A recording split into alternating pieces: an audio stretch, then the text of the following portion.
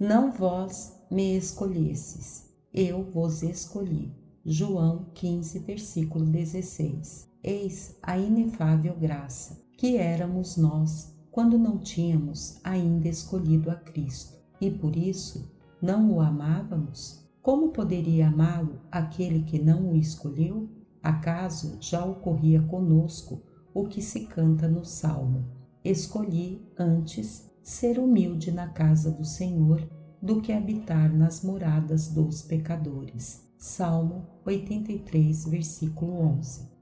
Não, de certo que éramos, senão iníquos e perdidos, nem sequer tínhamos acreditado nele, para sermos por ele escolhidos. Se nós escolhemos, já acreditando nele, eram escolhidos os que escolhia. Ele disse: porém, não foste vós que me escolhesses, porque foi a sua misericórdia que se antecipou a nós. Salmos 58, versículo 11. Por aí se vê quanto é destituída de razão a maneira de raciocinar dos que defendem a presciência de Deus contra a graça de Deus. Dizem que fomos escolhidos antes da constituição do mundo. Efésios 1, versículo 4. Porque Deus previu que havíamos de ser bons, e não que Ele mesmo nos haveria de fazer bens. Ora, não é isto que diz ele, quando diz: não foste vós que me escolhesses. Se nos tivesse escolhido porque previra que havíamos de ser bons, teria igualmente previsto que nós primeiramente o havíamos de escolher. Não podíamos ser bons de outro modo, a não ser que se chamasse bom quem não escolheu o bem. Que escolheu ele nos que não são bons? Não foram escolhidos por terem sido bons. Nunca seriam bons se não tivessem sido escolhidos. Se sustentarmos que já havia méritos, a graça já não teria graça. A escolha é obra da graça, como diz o apóstolo. No tempo presente, subsiste um resto por causa da escolha da graça. Romanos 11, versículo 5. E acrescenta: se isso foi pela graça, não foi pelas obras. De outra sorte, a graça já não seria graça. Ouve-me, ó ingrato, ouve-me. Não fostes vós que me escolhestes, mas eu que vos escolhi. Não tens razão para dizer: fui escolhido porque já acreditava. Se acreditavas nele, já o tinhas escolhido. Mas ouve, não foste vós que me escolhesses. Não tens razão para dizer: antes de acreditar, já realizava boas ações, e por isso fui escolhido. Se o apóstolo diz: o que não procede da fé é pecado. Romanos 14, versículo 23. Que obras boas podem existir anteriores à fé? Ao ouvir dizer: não foste vós que me escolhesses, que devemos pensar? Que éramos maus e fomos escolhidos para nos tornarmos bons pela graça de quem nos escolheu. A graça não teria razão de ser se os méritos a precedessem, mas a graça é graça. Não encontrou méritos, foi a causa dos méritos. Vede, caríssimos, como o Senhor não escolhe os bons, mas escolhe para fazer bons. Eu vos escolhi e vos constituí para que vades e produzais frutos, e o vosso fruto permaneça. João 15, versículo 16. Referira-se a esse fruto quando dissera: sem mim nada podeis fazer.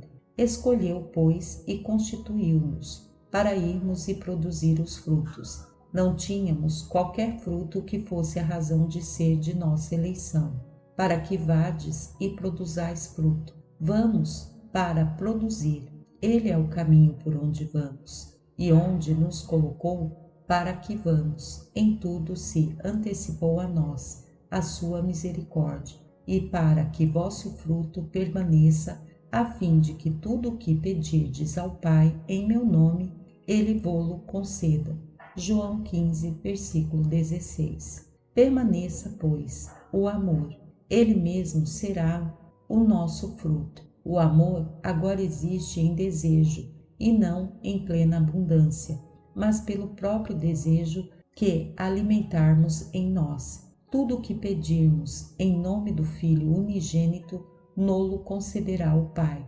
Não vamos julgar que pedimos em nome do Salvador. Só podemos pedir em nome do Salvador o que convém à nossa salvação. Constitui-nos em situação de produzirmos fruto, isto é, de nos amarmos mutuamente. Nunca poderíamos produzir este fruto sem a sua cooperação, assim como os ramos nada podem produzir sem a videira.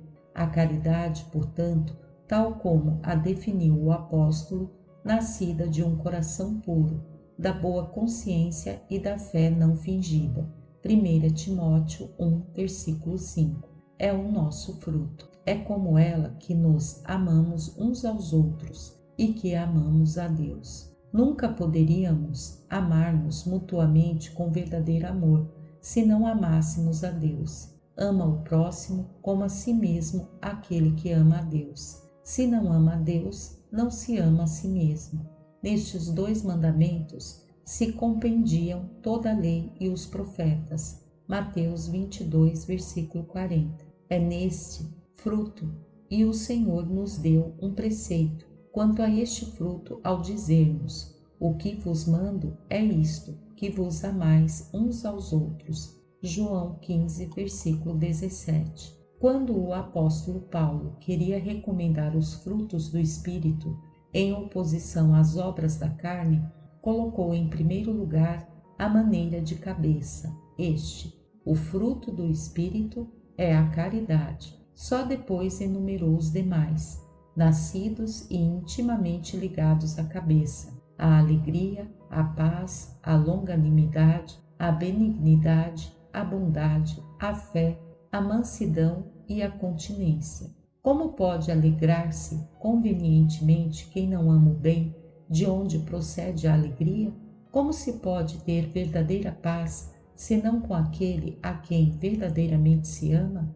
Como se pode perseverar no bem com longanimidade, se não se ama com intensidade? Quem pode ser benigno, se não ama aquela a quem ocorre?